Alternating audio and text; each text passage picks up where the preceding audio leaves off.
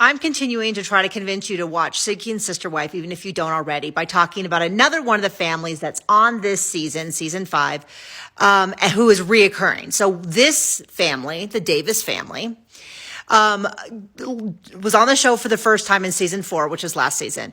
And during that time, Danielle joined their family. Okay, so now we're continuing, and right off the bat, things are going a little crazy because in the first episode, these 3, especially these 2, were like, we need to get 2 more wives. We need to get 2 more wives ASAP. And the way their family is structured is that these 2 are married to each other. And so they're legally married to each other.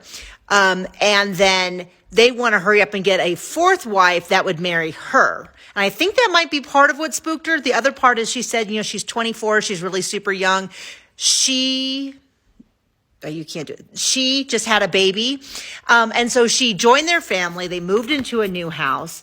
The women work. He does not. He is now a stay-at-home dad, but before that, he did research, which as near as I can tell was just him hanging out at home, reading stuff that interested him, and then telling his wives when they got home who would be the ones who would cook the meals and earn the money. I mean, just wild. Anyway.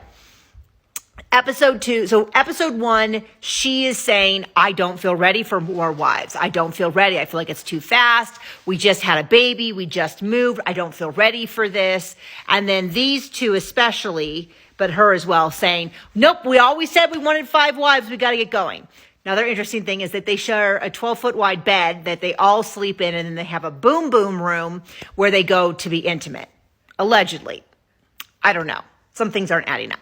But anyway, she says repeatedly, I'm not happy. This is going too fast. I'm unhappy. I'm unhappy, unhappy. Their attitude seems to be a little bit more of well, too bad. This is what's happening.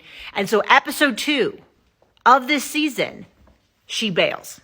Now, I am suspicious about whether this is going to be long-term or if it's short-term. I hope it's long-term. But we know from the previews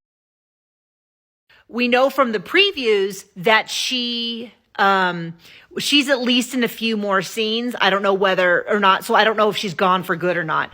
But I love that things are actually happening. People are unhappy and they're leaving, as opposed to just, I feel like a lot of the TLC shows, especially 90 Days, where there's huge problems and they just stay and stay and stay and stay and stay. And you're like, well, there's no drama. There's no actual interesting things if you know that they're just going to stay no matter what happens. So anyway, I was excited about that. So she left and she basically said, I just don't think this is working for me. I don't think this is what I want.